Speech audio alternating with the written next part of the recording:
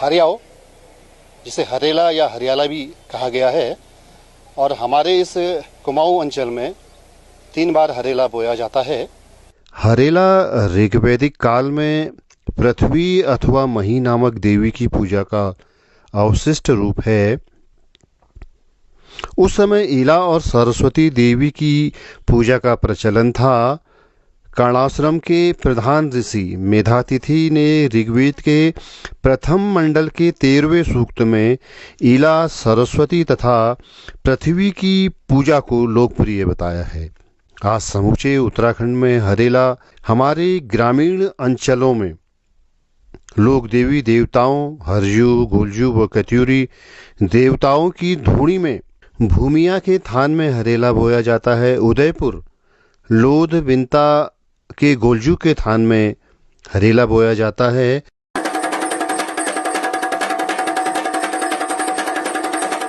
और चंद्र शासन काल में इस उदयपुर गुलजू के मंदिर से ब्राह्मण एक दिन पहले हरेला काट करके राजा के लिए राजमहल में ले जाता था। तब हरेले के दिन राज परिवार के लोग हरेला धारण करते थे। यह हरेला आज भी बोया जाता है।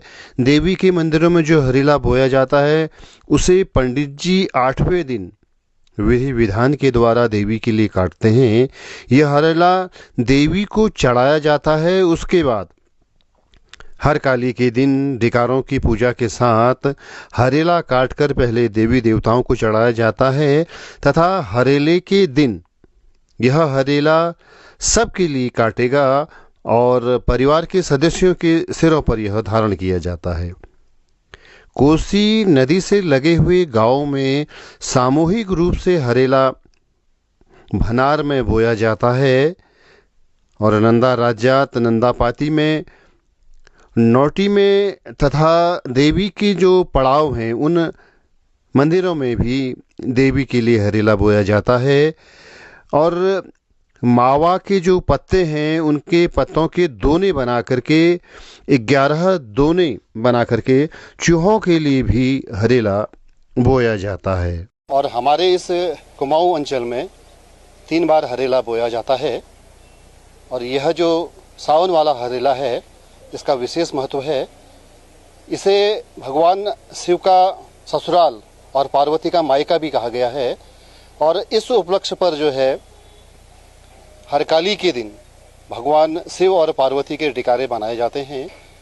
डिकारे मिट्टी की देवी देवताओं की मूर्तियां हैं और यह 3 आयाम की बनाई जाती हैं समतल आधार पर।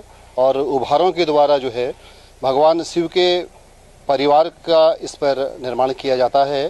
गणेश, कौटिल्य और सहचरियों के डिकारे बनाए जाते हैं शिव और पार्वती के साथ में।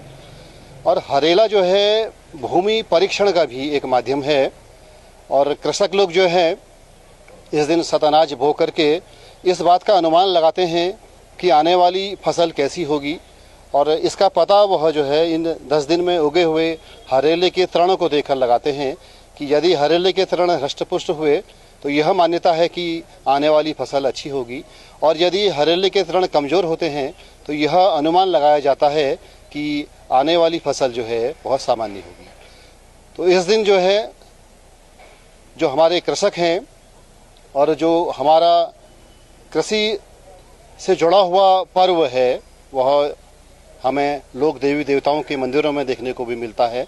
लोग देवी देवताओं के मंदिरों में हरेला चढ़ाते हैं। और हरेला जो है गोबर के साथ में जो है घर के द्वार की मुख्य चौखट पर भी रखा जाता है।